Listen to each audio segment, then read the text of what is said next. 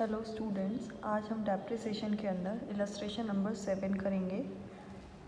क्या दिया होगा क्वेश्चन में कि 1 अप्रैल 2004 को मशीन परचेज़ की गई थी 50,000 की। 1 अक्टूबर को कुछ और एडिशंस किए गए हैं उस मशीन के अंदर 10,000 के। 1 जुलाई 2006 को फर्दर एडिशंस और 6400 के। तो आप उसके बाद 30 सितंबर 2007 को पार्ट ऑफ मशीन जिसकी ओरिजिनल वैल्यू 8,000 थी 1 अप्रैल 2004 को वो बेच दी गई है। तो depreciation is charge at 10% rate. ठीक है, तो सब हम मशीन अकाउंट बनाएंगे। तो सबसे पहले जो एंट्री होगी वो है आपकी 1 अप्रैल 2004 के लिए। तो 1 अप्रैल 2004 में कितना हुआ है कि machine was purchase by x for 50,000। इसका मतलब टू बैंक में आ जाएंगे आपके, क्योंकि हमने मशीन खरीदी है 50,000 की, तो टू बैंक 50,000। ठीक है, इसके बाद अगली जो है एंट्री नीचे फिर क्या ट्रांजैक्शन की गई है कि 1 अक्टूबर 2005 को एडिशन किए गए। 1 अक्टूबर 2005 हमारा जो 1 अप्रैल 2004 से लेकर 31 मार्च 2005 तक का सेशन आएगा। ठीक है, 31 मार्च 2005 तक का सेशन आएगा। तो इसमें ये वाला जो एंट्री है 10,000 वाली, ये इस साल की नहीं है, तो हम इसमें नहीं करेंगे।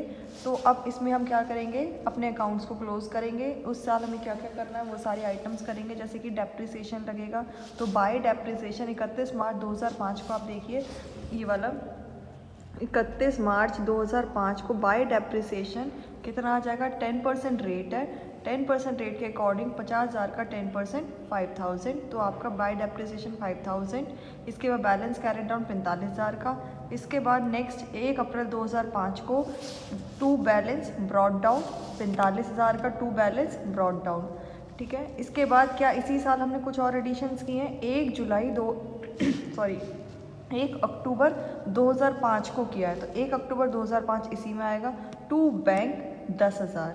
ठीक है, इसके बाद इस साल फिर अगली है 1 जुलाई 2006। 1 जुलाई 2006 31 मार्च 2006 के अंदर नहीं आता, तो हमारा इस साल की ट्रांजेक्शन्स ख़त्म हो गई हैं। अब हम क्या करेंगे, हम डेप्रिसिएशन लगाएंगे। दो अलग अलग मशीन से, एक 50,000 वाली है और एक 10,000 वाली। 50,000 वाली पे क्योंकि हमारा स्ट्रेट लाइन के अकॉर्डिंग है तो 5,000 लग जाएंगे। ठीक है, जो पहले लगा था वही 5,000। इसके बाद इस 10,000 वाली पर भी 10% के हिसाब से लगेंगे। तो कितना 10% लगेगा, कितने मतलब 10%, 10,000 का 10% 1,000। लेकिन हम डेप्रिसिएशन उतनी लगाते हैं जितने टाइम तक हमने वो मशीन को यूज़ किया है।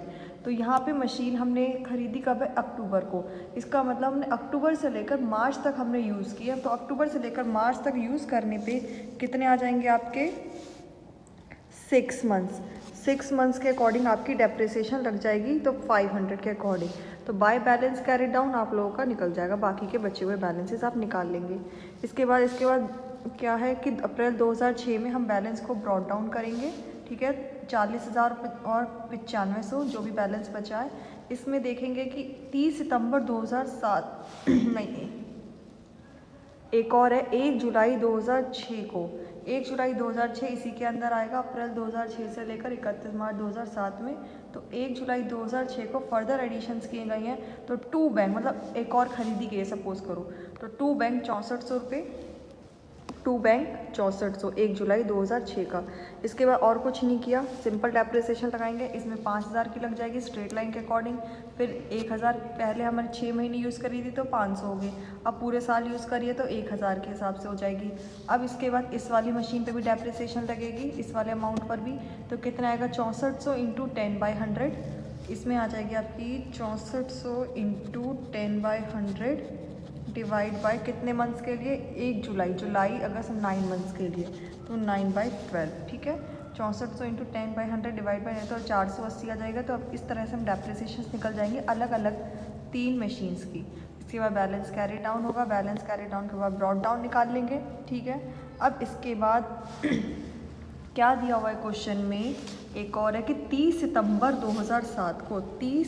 2007 को पार्ट ऑफ मशीन जिसकी ओरिजिनल वैल्यू 8,000 थी, 1 अप्रैल वाली, मतलब कि जो ये 50,000 वाली जो मशीन है इसमें से 8,000 वाली का हमने कुछ ट्रीटमेंट करना, क्या करा है कि वो सोल्ड कर दी गई है 6,000 की। ठीक है, तो वो सोल्ड करी गई है। अब इसमें पहले तो हमें पता करना होगा कि वो 8,000 वाली मशीन की आज जब ये मशीन सोल्ड आउट हो रही है तब इस मशीन की कितनी कीमत है। ठीक है, तो 8,000 वाली मशीन है जो आपकी इसके अंदर 1 अप्रैल 2006 को, मतलब कि इसमें जब हमने इस बुक के जो नोट्स हैं उनको मत देखो, नॉर्मली हम करते हैं। तो अगर हमने जब वो मशीन 1 अप्रैल 2004 को, उस मशीन की कीमत है सपोज़ करो 8,000, ठीक है। हमने इसके बाद एक साल 2005 तक हमने इसको इस्तेमाल किया, जिस पे मैंने 800 रुपये की डेप्रिसिएशन लगाई। फिर उसके बाद 2006 इस्तेमाल किए, फिर मैंने 800 रुपये की डेप्रिसिएशन लगाई, मतलब मैंने, और इसके बाद 2000, ये कौन सा चल रहा है इसमें, 2007 तक, मतलब मार्च 2007 तक मैंने फिर इस्तेमाल 800, 3 साल तक मैंने डेप्रिसिएशन लगाई। 800 कैसे आया, क्योंकि 8,000 ओरिजिनल कॉस्ट 10% के हिसाब से, तो 2400 की मेरी डेप्रिसिएशन लगी, ये 2400 आपका आ गया।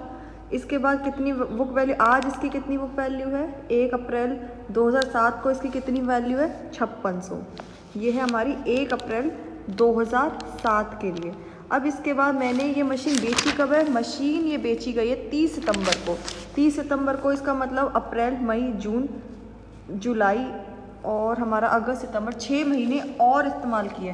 तो 6 महीने और इस्तेमाल करने पे आधी 6/12 मतलब आधी डेप्रिसिएशन और लगेगी 400। तो इसकी कीमत कितनी है, 5200। ठीक है, तो 5200 की आज उसकी कीमत है, मतलब जो मशीन बेची गई थी तब उसकी कीमत है 5200 की, और प्रॉफिट हमें, मतलब हमने बेची कितने में, 6000 की, तो हमें 800 रुपये का प्रॉफिट हो गया।